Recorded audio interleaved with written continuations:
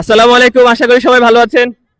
আমাদের এই টুর্নামেন্টটা অসাধারণ আয়োজন হয়েছে, আমি আসতে পেরে আমার খুব ভালো লাগছে। ইনশাআল্লাহ পরবর্তীতেও আসবো আশা করি, আর আশা করি আমরা ম্যাচটা জিতবো। সবাই উপভোগ করেন, ইনশাআল্লাহ ভালো লাগবে। আসসালামু আলাইকুম। ধন্যবাদ বিজয় ভাই। আসলে মৌলভীবাজারের মাটি আসলে অলিয়া উলিয়াদের একটি দোয়া। অতীতেও যেসব প্লেয়াররা মৌলভীবাজারে সিপিএম খেলে গেছেন তারা কিন্তু ঢাকায় গিয়ে একটি সুখবর পেয়েছে। না, সবাইকে আসসালামু আলাইকুম। সবাই কিতা খবর আছেন, ভালো আছেন সবাই?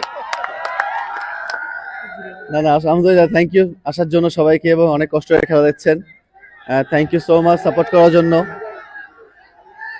থ্যাংক ইউ সো মাচ সবাইকে সাপোর্ট করার জন্য, আসার জন্য। আর আমার তো মনে হয় সিলেটের সবচেয়ে বেশি ফ্যান ফলো বেশি, আমার সবচেয়ে সিলেটে বেশি সবচেয়ে।